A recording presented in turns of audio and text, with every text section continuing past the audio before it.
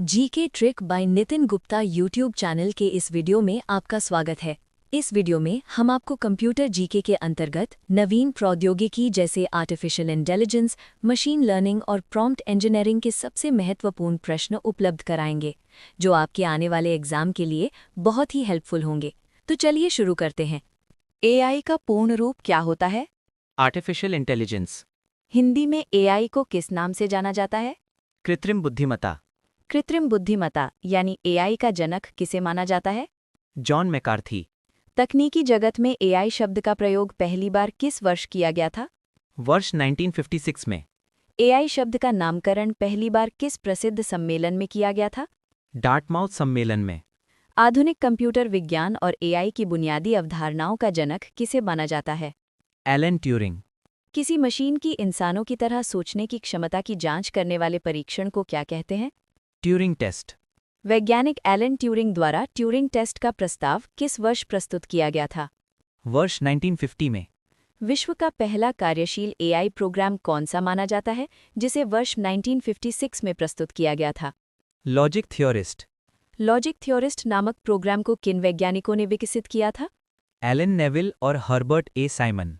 विश्व का सबसे पहला चैटबॉट कौन सा था, जिसे वर्ष 1966 में बनाया गया था? एलिजा। एआई के विकास में वह दौर जब इसके शोध और फंडिंग में भारी गिरावट आई थी, उसे क्या कहा जाता है? AI winter. एआई प्रोग्रामिंग के लिए वर्ष 1958 में विकसित की गई सबसे पुरानी और लोकप्रिय भाषा कौन सी है? लिस्प। लिस्प भाषा का आविष्कार किस वैज्ञानिक ने किया था? John McCarthy. एआई के लिए मुख्य रूप से उपयोग होने वाली प्रोलॉग भाषा का विकास किस वर्ष हुआ था? वर्ष 1972 में। प्रोलॉग भाषा का पूर्ण रूप क्या होता है? Programming in logic. वर्ष 1997 में विश्व शतरंज चैंपियन गैरी कैस्परोव को हराने वाले आईबीएम के सुपर कंप्यूटर का क्या नाम था? Deep blue. वह एआई जो केवल एक ही विशिष्ट कार्य को करने में सक्षम होता है, उसे क्या कहते हैं? Narrow AI. नैरो एआई को तकनीकी भाषा में किस अन्य नाम से भी जाना जाता है? Weak AI. एआई के स्तर एएनआई का पूर्ण रूप क्या होता है? Artificial narrow intelligence. मोबाइल में उपयोग होने वाले सिरी और एलेक्सा किस प्रकार के एआई के उदाहरण हैं? Narrow AI. जो एआई इंसानों की तरह हर प्रकार के कार्य को सोचने, समझने और करने में सक्षम होगा, उसे क्या कहेंगे? General AI. जनरल एआई को अन्य किस नाम से भी जाना जाता है? Strong AI. एआई के स्तर एजीआई का पूर्ण रूप क्या होता है? Artificial general intelligence. वह सैद्धांतिक एआई जो मानव बुद्धि और क्षमताओं को पूरी तरह से पीछे छोड़ देगा, उसे क्या कहा जाता है?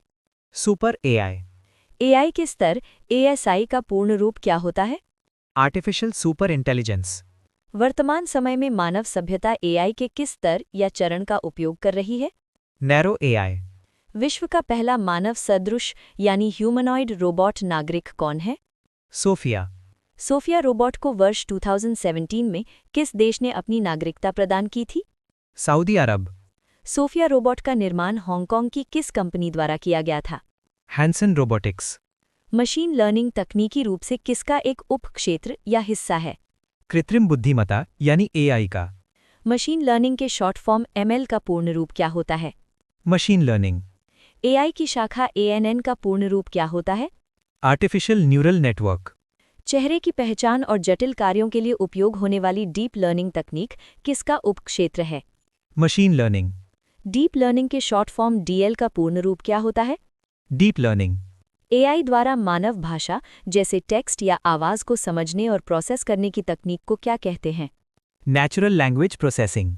मानव भाषा समझने वाली तकनीक एनएलपी का पूर्ण रूप क्या होता है? Natural language processing.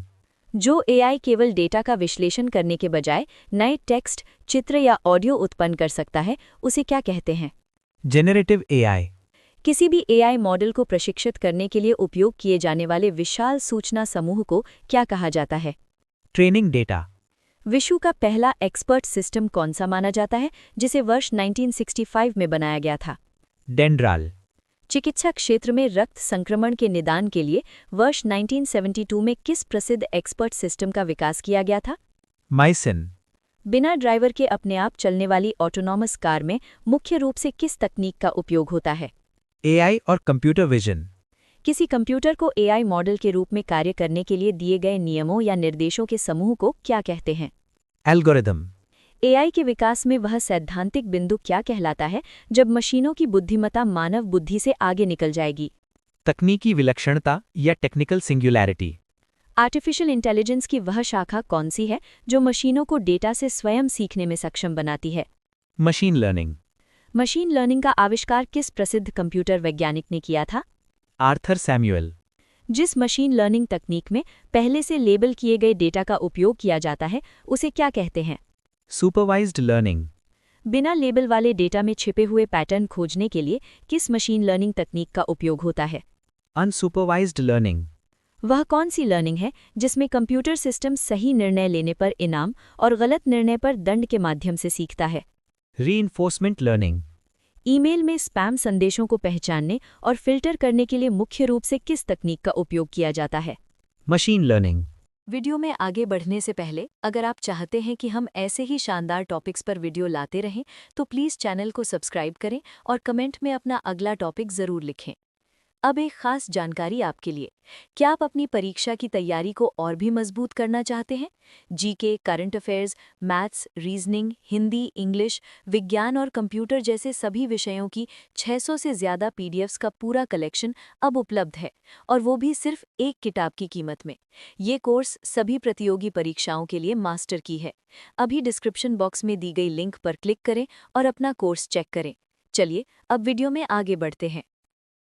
डेटा के आधार पर भविष्य के परिणामों का सटीक अनुमान लगाने वाली मशीन लर्निंग तकनीक को क्या कहा जाता है?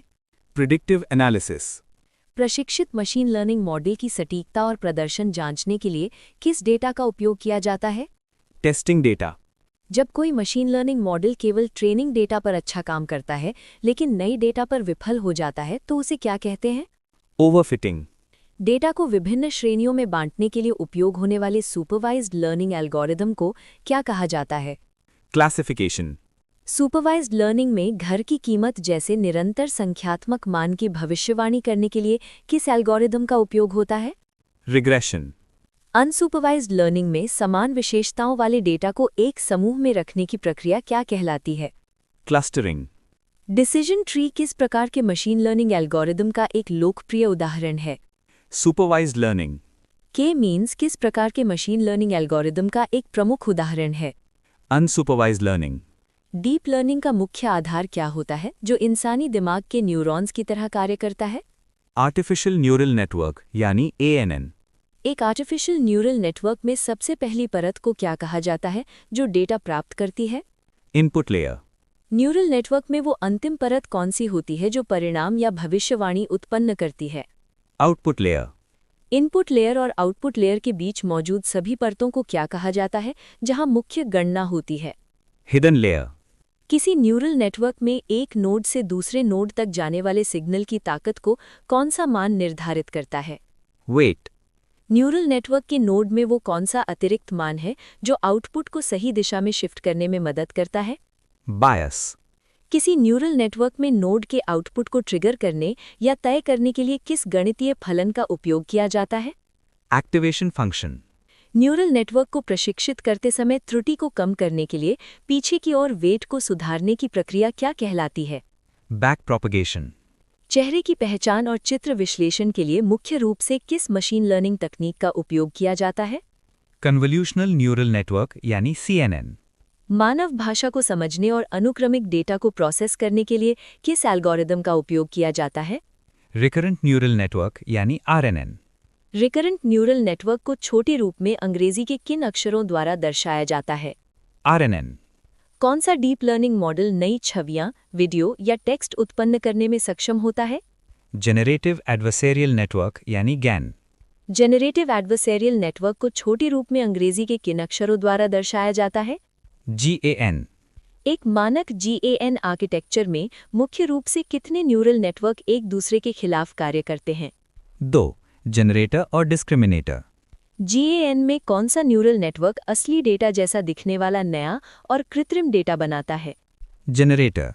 GAN में कौन सा न्यूरल नेटवर्क असली और नकली डेटा के बीच पहचान या अंतर करने का कार्य करता है? डिस्क्रिमिनेटर। बिना ड्राइवर के चलने वाली कारों में आसपास की वस्तुओं को पहचानने के लिए मुख्य रूप से किस तकनीक का उपयोग होता है? कंप्यूटर विजन और डीप लर्निंग। ग्राहकों की ऑनलाइन खरीदारी के इतिहास के आधार पर नई उत्पाद सुझाने वाले सिस्टम को क्या कहते हैं? Recommendation system. जटिल मेडिकल छवियों का सटीक अनुशीलन करने के लिए कौन सी मशीन लर्निंग तकनीक सबसे उपयुक्त है? Deep learning. प्राकृतिक भाषा प्रसंस्करण यानी NLP में वाक्यों के अर्थ और भावना को समझने की प्रक्रिया क्या कहलाती है? Sentiment analysis. मशीन लर्निंग में डेटा की मुख्य विशेषताओं को चुनने और तैयार करने की प्रक्रिया को तकनीकी भाषा में क्या कहते हैं? Feature engineering. जब न्यूरल नेटवर्क में सूचना केवल एक ही दिशा में बहती है तो उसे क्या कहा जाता है? Feed forward neural network. Share बाजार या मौसम की भविष्यवाणी जैसे समय आधारित डेटा के लिए कौन सा न्यूरल नेटवर्क सबसे अच्छा माना जाता है? Recurrent neural network. लंबे समय तक जानकारी याद रखने के लिए RNN के उन्नत संस्करण के रूप में किस आर्किटेक्चर का विकास किया गया? Long term short term memory यानी LSTM। मशीन लर्निंग और डीप लर्निंग मॉडल बनाने के लिए सबसे अधिक उपयोग की जाने वाली प्रोग्रामिंग लैंग्वेज कौन सी है? पाइथन। किसी मशीन लर्निंग मॉडल को पूरे ट्रेनिंग डेटा पर एक बार प्रशिक्षित करने के पूरे चक्र को क्या कहा जाता है? ईपॉक। डीप लर्निंग में कई छिपी हुई परतों से मिलकर बने न्यूरल नेटवर्क को क्या कहा जाता है? डीप न्यूरल नेटवर्क यानी DNN।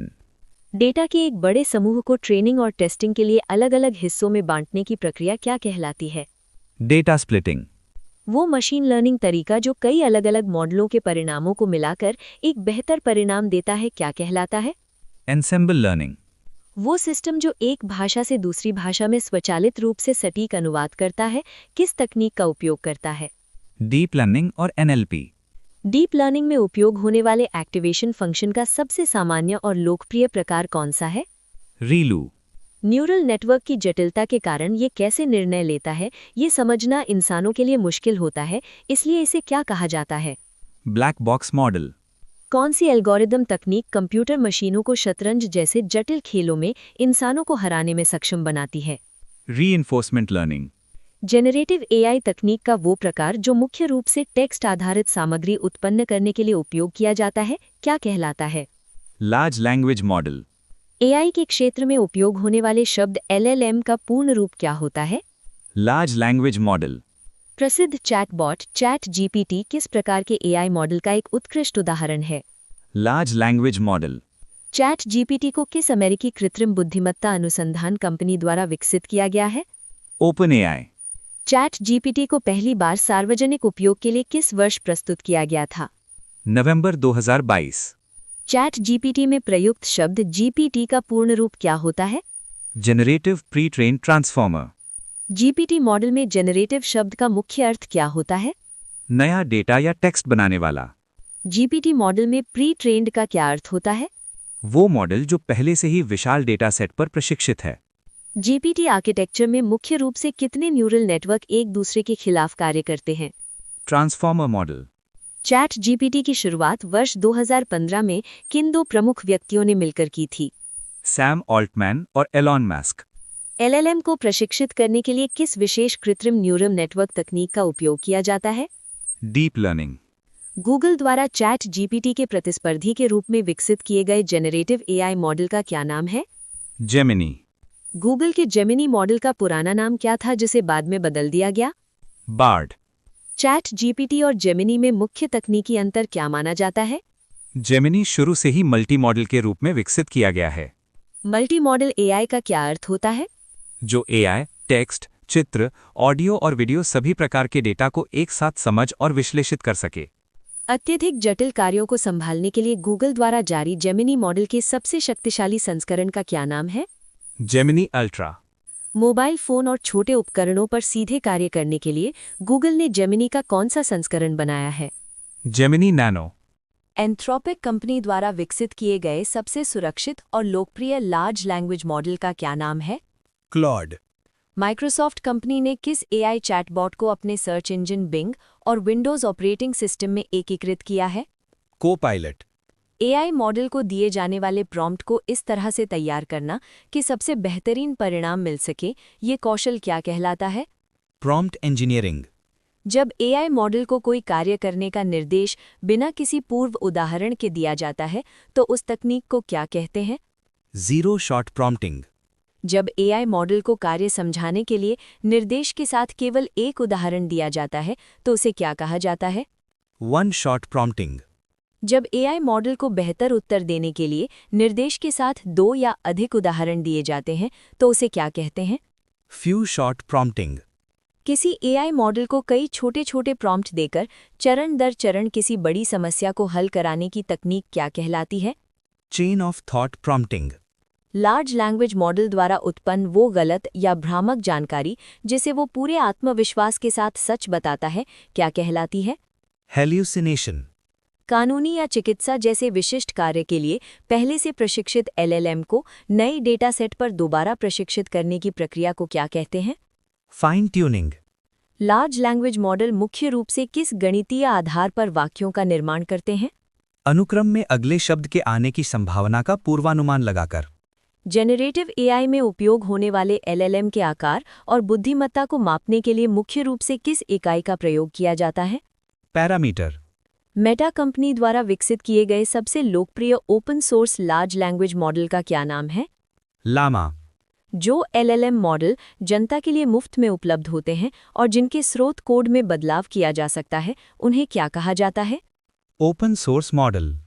चैट जीपीटी या जेमिनाई जैसे मॉडल जिनके स्रोत कोड को कंपनियों द्वारा गुप्त रखा गया है क्या कहलाते हैं? Closed source model. एलएलएम को प्रशिक्षण देते समय इंटरनेट, किताबों और लेखों से लिए गए विशाल सूचना समूह को तकनीकी भाषा में क्या कहा जाता है? Training data. प्रॉम्प्ट इंजीनियरिंग में किसी एआई को तुम एक डॉक्टर हो जैसे किसी विशिष्ट भूमिका निभाने का निर्देश देना क्या कहलाता है? Role play prompting. Large language model द्वारा पढ़े जाने वाले टेक्स्ट को विश्लेषण के लिए छोटे छोटे टुकड़ों में तोड़ने की प्रक्रिया क्या कहलाती है? टोकनाइजेशन। टेक्स्ट निर्देशों को पढ़कर सीधे चित्र बनाने वाले ओपनएआई के लोकप्रिय जेनरेटिव एआई मॉडल का क्या नाम है? डैल-ई। ओपनएआई द्वारा विकसित वो कौन सा जेनरेटिव एआई मॉडल है जो केवल टेक्स्ट निर्देशों से सीधे उच्च गुणवत्ता वाले वीडियो बना सकता है? सोरा। जब कोई एआई मॉडल किसी भाषा का अनुवाद करता है या उसका सारांश निकालता है तो वो मुख्य रूप से किस तकनीक का उपयोग करता है? नेचुरल लैंग्वेज प्रोसेसिंग यानी एनएलपी। एआई द्वारा उत्पन्न सामग्री और असली मानव द्वारा लिखी गई सामग्री के बीच अंतर पहचानने वाले सॉफ्टवेयर को क्या कहते हैं? AI detector. कृत्रिम बुद्धिमत्ता के संदर्भ में किसी जेनरेटिव एआई से लिखित बातचीत करने के लिए इस्तेमाल होने वाले इंटरफेस को क्या कहा जाता है? चैटबॉट। किसी लार्ज लैंग्वेज मॉडल की वो सीमा जिससे अधिक लंबा टेक्स्ट या प्रॉम्प्ट वो एक बार में याद नहीं रख सकता क्या कहलाती है? Context window. एलएलएम के मुख्य आधार ट्रांसफॉर्मर आर्किटेक्चर का आविष्कार सबसे पहले किस कंपनी के शोधकर्ताओं ने किया था? गूगल। जेनरेटिव एआई से सॉफ्टवेयर कोडिंग या प्रोग्रामिंग में मदद लेने के लिए गिटहब द्वारा कौन सा एआई टूल पेश किया गया है? GitHub Copilot. वो एआई तकनीक कौन सी है जो किसी भी व्यक्ति के चेहरे या आवाज की डिजिटल रूप से हूबहू नकली प्रतिलिपि बना सकती है? Deep fake. Large language model को इंसानी मूल्यों, नैतिकता और सुरक्षा नियमों के अनुकूल बनाने की प्रक्रिया को तकनीकी भाषा में क्या कहा जाता है? AI alignment. परप्लेक्सिटी जैसे किसी जटिल डेटाबेस या इंटरनेट से जानकारी ढूंढकर उसे सीधे सरल भाषा में समझाने वाले एआई टूल किस श्रेणी में आते हैं? AI search engine. AI model द्वारा अपनी ट्रेनिंग के दौरान सीखे गए पूर्वाग्रहों के कारण गलत या पक्षपातपूर्ण उत्तर देने की समस्या को क्या कहते हैं? एआई बायस।